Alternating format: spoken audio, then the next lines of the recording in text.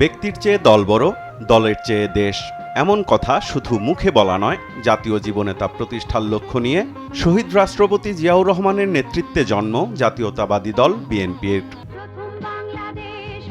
৭৫-এর রাজনৈতিক পট পরিবর্তনের পর দেশ ও সময়ের প্রয়োজনে কঠিন এক মুহূর্তে ক্ষমতার কেন্দ্রবিন্দুতে চলে আসেন তৎকালীন মেজর জেনারেল জিয়াউর রহমান।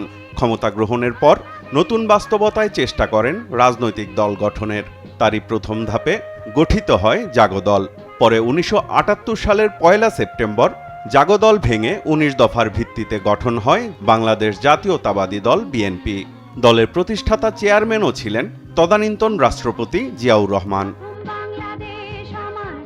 দেশকে একদলীয় বাকশাল থেকে বহুদলীয় গণতন্ত্র প্রতিষ্ঠার পাশাপাশি গণমাধ্যমের মুক্তির মধ্য দিয়ে ফিরিয়ে আনেন বাকস্বাধীনতা।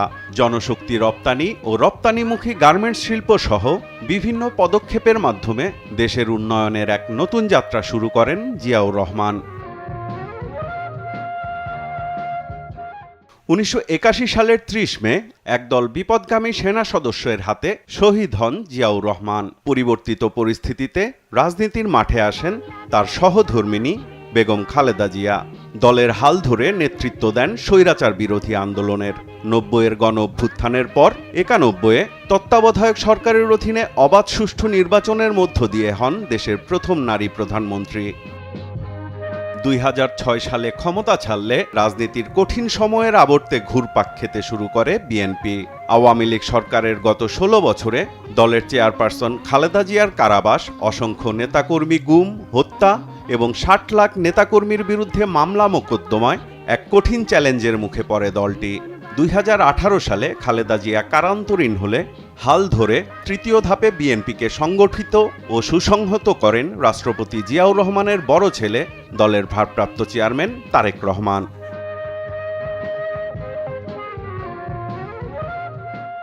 ৪ দশকেরও পুরনো এই দলটির সাথে মিশে আছে বাংলাদেশের গণতন্ত্র পুনরুদ্ধার, মানুষের ভোট ও ভাতের অধিকার আদায়ের সংগ্রামের দীর্ঘ ইতিহাস।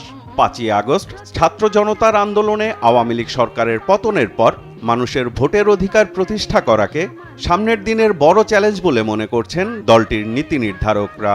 যেভাবে অর্থনীতিকে লুণ্ঠন করেছে, ব্যাংক সমূহকে খালি করেছে, গুম করেছে, মানবাধিকার লঙ্ঘন করেছে, এই সব কিছু দমন করে বাংলাদেশকে একটি আদর্শ জনকল্যাণমুখী রাষ্ট্রে পরিণত করার জন্য আমরা এবং ছাত্ররা আমরা হাতে হাত মিলিয়ে সংগ্রাম করব। এটাই হলো বিএনপির জন্য চ্যালেঞ্জ। পরিবর্তিত পরিস্থিতিতে নতুন করে দেশ গড়তে রাষ্ট্রীয় প্রতিষ্ঠান শক্তিশালী করার পাশাপাশি রাজনীতি নিয়েও নতুন করে ভাবছেন বিএনপি নেতারা। এরা তো বাংলাদেশের সব প্রতিষ্ঠানগুলো ধ্বংস করে দিয়েছে। সুতরাং এই প্রতিষ্ঠানগুলোকে শক্তিশালী করতে হবে, ইন্ডিপেন্ডেন্ট নিরপেক্ষভাবে কাজ করতে দিতে হবে, প্রফেশনালি কাজ করতে দিতে হবে। এখানে কম্প্রোমাইজ করার কোনো সুযোগ থাকবে না। এখানে যদি কম্প্রোমাইজ কোনো জায়গায় করা হয় তাহলে আমরা আগের জায়গায় ফিরে যাব, সেখানে যাওয়া যাবে না। এবং এই রাজনীতি কিন্তু বুঝতে হবে, রাজনৈতিক চিত্র বদলে গেছে। কিন্তু ওই পুরনো রাজনৈতিক ধারণায় ভাবনায় কেউ যদি রাজনীতি করতে চায়, বাংলাদেশের আগামী দিনে তাদের কোনো ভবিষ্যৎ নেই। অতীতের ত্রুটি বিচ্যুতি কাটিয়ে উঠে একটি কল্যাণ রাষ্ট্র গড়তে প্রতিষ্ঠার ৪৬ বছরে জিয়াউর রহমানের আদর্শে পুনরুজ্জীবিত হওয়ার প্রত্যয় জানিয়েছেন দলটির নীতি নির্ধারকরা। সাইফুল রিপন, দেশ টিভি, ঢাকা।